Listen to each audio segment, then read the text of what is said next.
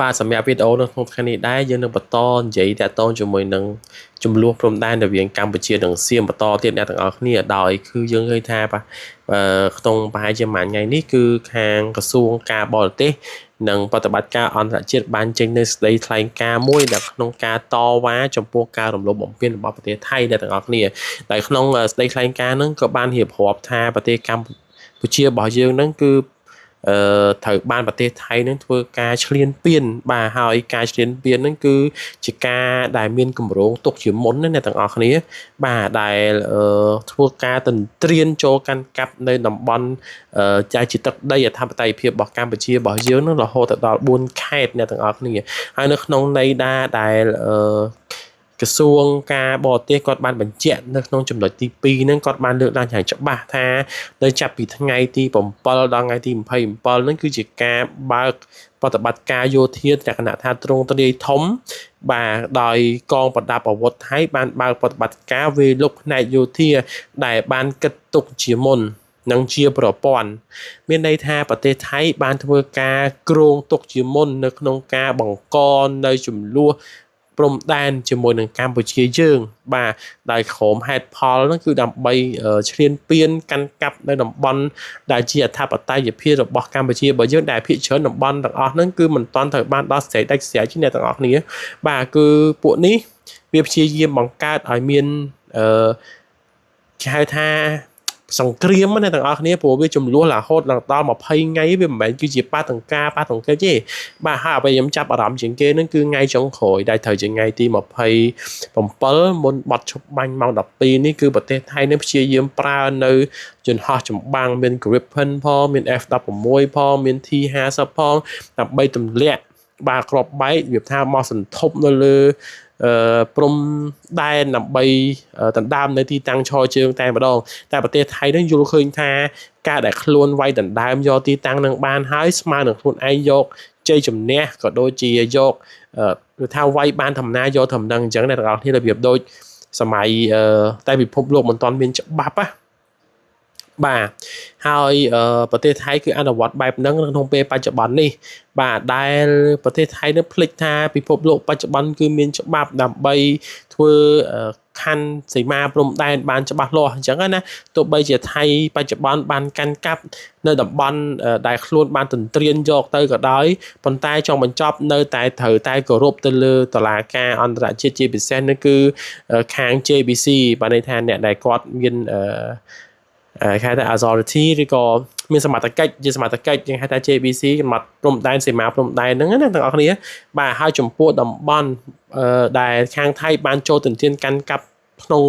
4ខេត្តហ្នឹងមានដូចជាខេត្តបន្ទាយមានជ័យហើយនៅក្នុងខេត្តបន្ទាយមានជ័យហ្នឹងមានដូចជាភូមិព្រៃច័ន្ទភូមិជោគជ័យភូមិបឹងតគួនបាទហើយនៅខេត្តពោធិ៍សាត់វិញមានដូចជាតំបន់ភ្លុកដំរីច្រកអន្តរជាតិភ្នំថ្មដាឬក៏ហៅថាច្រកជ័យជំនះបាទក្នុងខេត្តព្រះវិហារមានតំបន់អានសេះតំបន់តាថាវតំបន់ភ្នំទ្របហើយចំពោះខេត្តដមានជ័យមានតំបន់អូស្នាច់បាទប្រាសាទខ្នាប្រាសាទតាកបីប្រាសាទតាមន់ធំតំបន់ជប់អង្គុញនិងតំបន់ជោគគ្រោះបាទដែលប្រទេសកម្ពុជារបស់យើងបានធ្វើការប្រឆាំងដាច់អហង្ការតែម្ដងចំពោះការប្រើកម្លាំងក្នុងការទន្ទ្រានវាយកដណ្ដើមនៅព្រំដែនក៏ដូចជាដណ្ដើមចូលមកកាន់ទឹកដីរបស់ដែលជាអធិបតេយ្យភាពរបស់កម្ពុជារបស់យើងណាបាទព្រោះគឺខាងក្រសួងកិច្ចការបរទេសគឺគាត់បានចេញមកជាមួយនឹងសេចក្តីថ្លែងការណ៍បែបហ្នឹងដែលចំណុចសំខាន់ជាងគេហ្នឹងតែបងប្អូនយើងភាគច្រើនហ្នឹងគឺគាត់ចាប់អារម្មណ៍ជាងគេគឺតំបន់ដែលខាងថៃហ្នឹងកំពុងតែកាន់កាប់ដោយមានការដាក់ជាមួយនឹងគេហៅបាទទូកុងតឺន័របាទដាក់រាយបន្លាលួសអីជាហូហែអញ្ចឹងទៅដូចបងប្អូនយើងបានឃើញអញ្ចឹងបាទហើយអ្វីដែលសំខាន់ជាងនឹងទៅទៀតហ្នឹងគឺខាងប្រទេសថៃហ្នឹងគឺខាងកងទ័ពបានធ្វើការជូនតំណែងទៅដល់ប្រជាពលរដ្ឋរបស់គេឲ្យបានដឹងក៏ដូចជាកងទ័ពរបស់គេជាពិសេសតែម្ដងដែលមិនឲ្យបង្ហោះជាមួយនឹងរូបភាពដែលខ្លួននឹងបានចូលទៅទន្ទ្រានបានយកនៅរបស់របរប្រជាជនកម្ពុជារបស់យើងបាទដែលបង្ហោះពេញបណ្ដាញសង្គមហើយអ្វីដែលសំខាន់នឹងគឺគេកុំឲ្យយកមកចែកចាយខ្លាចរបស់នឹងទៅជាផុសតាំងដែលកម្ពុជានឹងយកទៅប្តឹងនៅក្នុងច្បាប់អន្តរជាតិបាទដែលធ្វើឲ្យថៃនឹងអាចនឹងធ្វើមានបន្ទុកបាទក៏ដូចជាមានគេហៅថា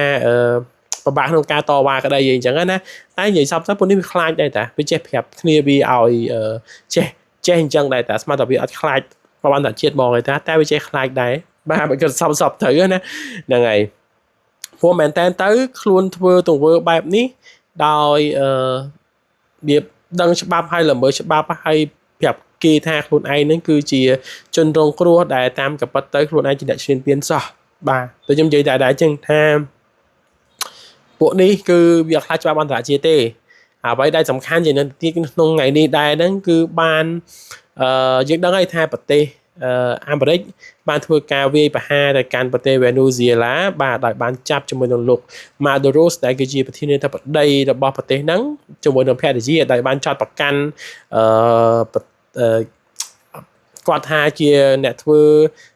មានតើតមួយគ្រឿងញៀនតើតមួយសន្តិសុខតើតជាមួយនឹងអីចំហហាអ្វីតាមអ្វីដែលគេចោទអីចឹងទៅហើយប្រតិបត្តិការចំណាយពេលតែ3ម៉ោងទេក្នុងការចាប់នៅប្រធានាធិបតីប្រទេសវេណេស៊ុយអេឡាហ្នឹងអ្វីដែលខ្ញុំកត់សម្គាល់ឃើញហ្នឹងគឺខាងថៃនោះបានចេញការផ្ដល់យោបល់ប្រាប់ទៅកាន់អាមេរិកហើយនៅវេណេស៊ុយអេឡាហ្នឹងថាឲ្យធ្វើការទៅតាមច្បាប់អន្តរជាតិបាទដោយផ្ដល់យោបល់ថាឲ្យប្រទេសទាំងពីរហ្នឹងចរចាជាមិនទ្វេភាគីទេគឺការចរចារបៀបឲ្យ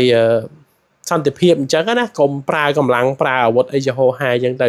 ដែលខ្ញុំគិតថាពាក្យពួកថៃនេះនិយាយទៅលក្ខណៈថាយកមុខយកមាត់សាហាវមែនតែនហ្មងណាប្រកែរឿងយកមុខហ្នឹងហ្មងទាំងតែខ្លួនឯងបំពេញកម្ពុជាទាំងដុលអត់គោរពច្បាប់អន្តរជាតិទេប៉ុន្តែទៅប្រាប់ប្រទេសមហាអំណាចថាឲ្យគោរពច្បាប់អន្តរជាតិបាទឲ្យប្រទេសទាំងពីរហ្នឹងចរចាដោយសន្តិវិធីដោយឲ្យប្រទេសទាំងពីរហ្នឹងបាទសម្រួលកុំឲ្យមានស្ថានភាពតានតឹងអីហូរហែអីអញ្ចឹងណាខ្ញុំកោតតែប្រទេសហ្នឹងវាធ្វើទៅបានណាទាំងអស់គ្នាគឺមិននិយាយរឿងមុខវិញកម្រាស់3ទឹកបាទសាហាវមែនតើបាទគឺខ្ញុំកោតต้องនិយាយថាចេះដោយក្នុងរឿងដែលប្រទេសថៃនៅវាសម្ដែងជាហោហែដែលយើងមើលចឹងថាទូចិត្តអាក្រក់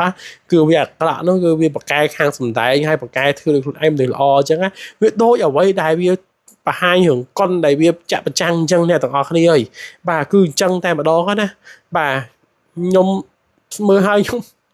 វាអត់ពាក្យនឹងនិយាយបាទវាចុះព្រោះមួយអាយ៉ានេះចង់ការសតិអារម្មណ៍ឯងដោយសារតែរឿងព័ត៌មានប្រទេសថៃនឹងឯងហើយក៏មានការលើកឡើងមកចំនួនបន្ថែមទៀតដែរតាក់ទងជាមួយនឹងបញ្ហានេះបាទដោយសារតែយើងឃើញថាប្រទេសមហាអំណាចបាទចាប់ផ្ដើមចេញប្រតិបត្តិការយោធាវាធ្វើឲ្យអ្នកដែលវិភាគល្បីមកចំនួនធំហ្នឹងគឺគាត់បាននិយាយថាសប្តាហ៍ថ្ងៃជាសម័យមួយដែលថៃធំស៊ីថៃតូចអីចឹងណាខ្ញុំនិយាយព្រេះអ្នកឲ្យគួរតែយល់បាទវាហាក់បីដូចជាប្រទេសមហាអំណាចមួយចំនួនហ្នឹងគឺបាទមិនសូវគិតជាគោរពច្បាប់អន្តរជាតិប្រហែលទេដែលជាការព្រួយបារម្ភសម្រាប់ប្រទេសតូចដូចពួកយើងអញ្ចឹងបាទតែកាលណាប្រទេសធំអត់សូវគោរពច្បាប់អន្តរជាតិវាធ្វើឲ្យប្រទេសក្បែរយើងហ្នឹងដែលវាមានកម្លាំងយោធាដែលវាមានលុយច្រើនជាងយើងហ្នឹងគឺវាចាប់ផ្ដើមគៀបសង្កត់ប្រទេសតូចដូចជាពួកយើងនឹងឯងដូចអ្នកនេះឃើញស្រាប់អញ្ចឹងបាទហើយយើងសង្ឃឹមមុតមន់មែនតើហើយយើងជឿជាក់ទៅលើរដ្ឋាភិបាលរបស់យើងថានឹងរកនៅយុត្តិធម៌បាទជាពិសេសយើងជឿជាក់ទៅលើអន្តរជាតិថានឹងមានយុត្តិធម៌សម្រាប់ប្រទេសកម្ពុជាតែជាប្រទេសកំសត់មួយនេះបាទហើយមិនចង់និយាយវាវែងឆ្ងាយទៀតទេតកតងជាមួយនឹងបញ្ហាអន្តរជាតិហ្នឹងហើយព្រោះយើងឃើញស្ថានភាពវាតកតងមួយចិនរឿងតៃវ៉ាន់ផងឥឡូវ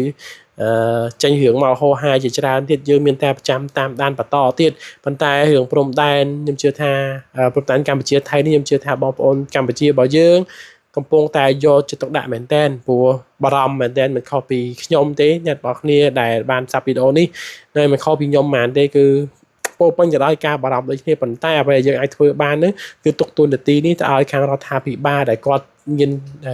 វិធីសាស្ត្របាទគោលនយោបាយក៏ដូចជានីតិវិធីផ្សេងដើម្បីដាក់បន្ទុកឲ្យខាងថៃនេះត្រូវយ៉ាងណាក៏ត្រូវតែបកគលនៅអ្វីដែលខ្លួនឯងគិតថាខ្លួនឯងបានហើយនឹងត្រឡប់មកឲ្យកម្ពុជាយើងវិញដោយអនុលោមទៅតាមច្បាប់អន្តរជាតិដែលមានជាធរមានអញ្ចឹងណាបាទអញ្ចឹងវីដេអូនេះតែប៉ុណ្្នឹងទេបាទអរគុណបងប្អូនអរគ្នាជួបគ្នាវីដេអូក្រោយបាយបាយ